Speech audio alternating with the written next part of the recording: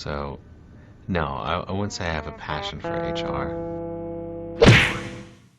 Welcome back to Human Resources for the People. It's a human capital revolution. Today I'm going to be answering Ask HR questions because I'm banned, and actually a lot of these come from legal advice because the Ask HR subreddit has been quite dead. We're going to start off with a question out of California that I find to be interesting. It's a frequent question. It's one that's often on my mind, but is more specific to HR. And it says, a quick question. This is for Southern California. It doesn't matter. How many HR reps per 275 part-time employees and 20 full-time employees?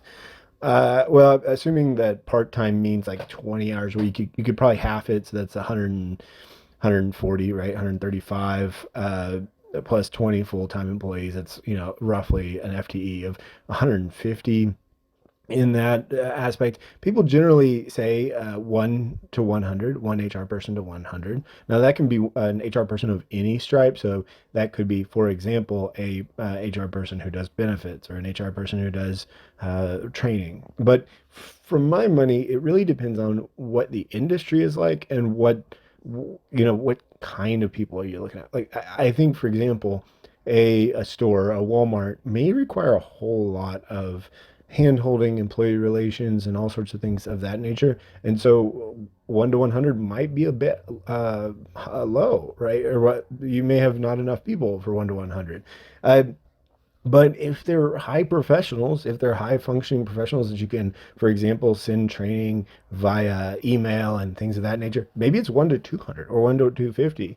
I've seen personally, anywhere from 1 to 450 people. So, and no customer service problems at all. So it isn't a cut ratio. It depends on the nature of what you have going on and the nature of your employees. The next one up is one from legal advice. And his dad got injured at a job, and his supervisor is telling him not to report it, or report it at his second job, which, person works 2 jobs at country clubs as a waiter and got recently injured at one of those jobs, let his supervisor know, and they didn't report it. They told him to report that he got hurt at the other job. He's still being scheduled, and he's hurting while he's working. You need to report it immediately, and this is ultimately the problem, right? He went to go talk to his supervisor's boss, and they told that he should have reported his injury right away. And it sounds like he did, but they just ignored him. You have to continue. You have to press forward and report it, and then report it to the state if it's not working out. It's absolutely critical that it be handled immediately because many states require directed care. They require the company to actually supervise the management of it.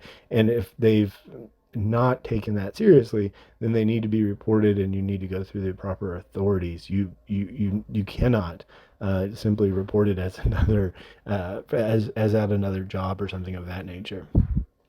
Next one up cracks me up. It's out of legal advice. Says they have 2 jobs, which is perfectly fine. Moonlighting is acceptable.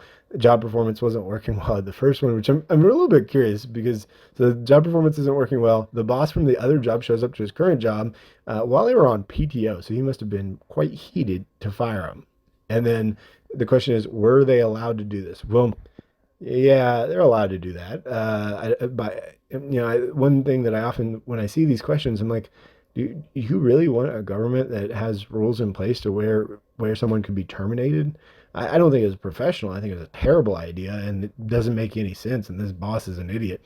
But but I also don't understand why you would want a government that is so overbearing that defines where someone can be terminated or what the method is or anything of that nature, right? I mean, this would require a just absolutely massive government that has an immense control, and even the very high protection governments out there, what you think of like Sweden or Germany, they don't have rules in place as to where you can fire someone, and you wouldn't want that. A person says they have a huge file ready to send to the HR department. Whenever I get these, I quite rarely do they actually have relevant things to what the problem is, and quite frequently they're misdirected. When you're asking questions as to whether or not someone could be fired in a specific location or not fired in a specific location, you probably have bad ideas about other things, not just this specific thing. But that's it. Let me know. Am I being too harsh on this guy? I understand But it is a little bit frustrating when you ask, should they be allowed to do something? Again, boss is an idiot, but you absolutely can be fired at your own job. Just think it's a terrible idea. Let me know what you think in the comments down below. Like, share, and subscribe, and we'll see you on the next video. Bye, guys.